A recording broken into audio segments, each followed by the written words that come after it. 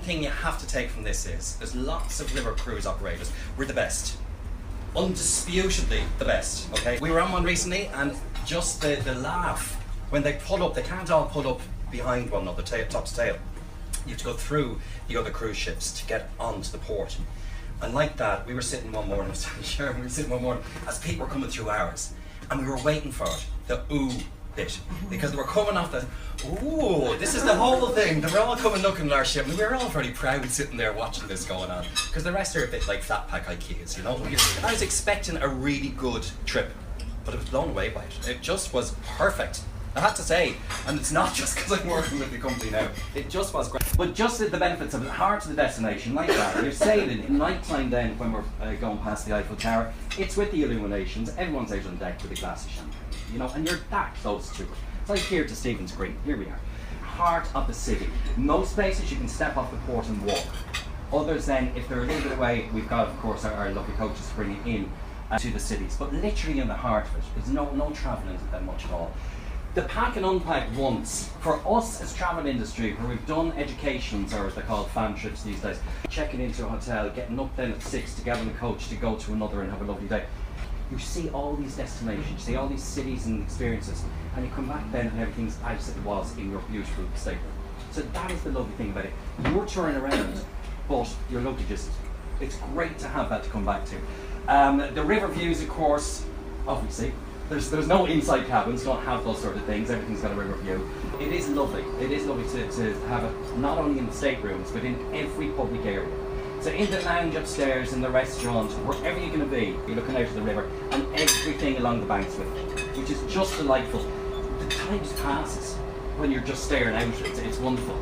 Because there's only roughly 130 people on board, average 130 people on board, the ambience is intimate. You will talk to people that you might avoid on a cruise ship, a bigger one, because we got my own gang here. You do mix with people an awful lot more. And because of the amount of people and the ratio to staff, we've got the highest ratio of staff to guests. You know, you get to know the staff and they get to know you straight away. Within a few hours, maybe that's not what you'd say, but you are first names. So nicely decorated. It's all of the ships are so different. The luxury is in every aspect. It all works together. They are 5-star floating hotels. You can do what you want. You can sit, do nothing, looking out of the river. You can get involved in activities. The service is brilliant. You know the ghost waiters that you're talking, and here, by the time you're looking back, it's full again. They kind of read your mind all the time. You know? The service is just like that, because they've all come from hospitality as well. The whole hospitality from Red Carnation feeds through to the service that you get on board. And they love it. They actually love doing the work, you know. With that, right through from the captain, who is always around the place, to the staff looking after your rooms. If you don't have a butler, you have a room attendant. This is my favourite part. The food on them is phenomenal. What we loved was just pure freshness. Because the little chef man, who I make great friends with, who's Portuguese, you see him getting off in the mornings with this gang, going with their shopping bags, getting the shopping and coming back. And that was the food. Nothing is on board more than a day and a half. It's all fresh. They know how many people are on board, don't forget. They don't have to pay for the walk-ins. So everything they get is there, brought on board. And as you go through the regions, that's what you're doing. You're tasting the food in the region you're going through. You know, and it's marvellous. The freshness really comes through. There's the chef's special menu, which is great, no brain work involved. You just get away like that, and they keep coming with dishes. But these are inspired by Beatrice, as I said, she was the chef, and they've got signature dishes from her, sauces, all the way through. You know, even at the buffets then for lunches, they've got her sauces, etc. The all-inclusive, we are only really all-inclusive. Don't let any of the others tell you they're all-inclusive. They do serve beers and wines with their meals. But after that, you're paying for everything else. And just to emphasise the all-inclusive, that includes all your short excursions. The gratuities are a big point on it, that nobody else includes those.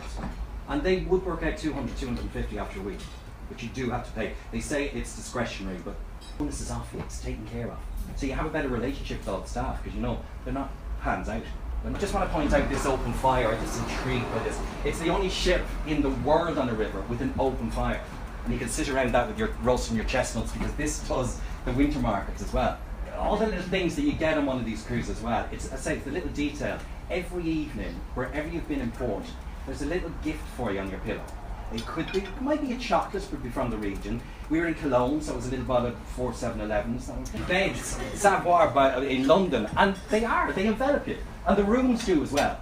I was sad leaving every morning from my room, you know. It was like when you were dragged to school. Marble-clad bathrooms, and the showers are fantastic in them. Beautiful bathrooms. The French balconies, the windows come right the way down. So, you know, it's ceiling to wall, and it comes right the way down to here, and you're hanging out the window. It's just wonderful to have that. And the suites, of course, they're fantastic. With the butler service, these butlers are trained in Buckingham Palace. That's where we get our butlers from. So they know what to do.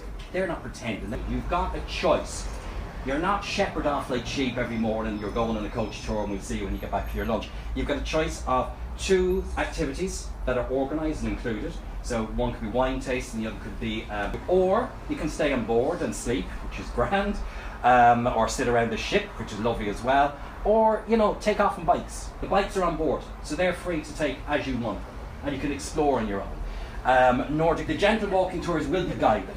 They will be looked after, so you're not missing anything, and you won't get, don't forget we're in a port area. There could be some areas you mightn't want to go to everywhere in the world. The guides, the local guides, this isn't someone that gets off the ship with you and starts pointing out things that he's read about in the guidebook. The local guides are from the region, and if you're going to a vineyard, this is maybe a sommelier that's with you. It's not someone that's read about it. Or if it's gardens, horticulturists, whatever it is, they are experts in their field, historians, art appreciators, etc. However, there's the little earphones that you get, and the guide has his microphone. And if you're in an area that's popular, maybe like the Alhambra, and there's loads of groups coming in, here's our lads with their earphones in, they can't even hear this commotion. And the guide doesn't have to shout, it's wonderful. You just get every word, you don't miss anything. We have access to areas. Mark Square in the evening when it's all lit up, it's closed to the public. Uniworld have access. We're the only ones, and there's people queuing to try and get access for the following day. There's a welcome reception in Mark Square for only our crowd. But the gyms on board, they were empty the whole time we were there, but they were gorgeous. But it has one of those plates where you just have to stand and it wobbles you. So you know, you can feel as though you've done your work. €65 for a full hour of expert massage. It was just so reasonable in the surroundings that are there. Some travel agents have this preconceived idea that it's too expensive. It's a widely expensive product. It's not. It's value. It's, you know, what you have to get over is don't be afraid to offer this product to your customers. Look, a lot of them are 50% off.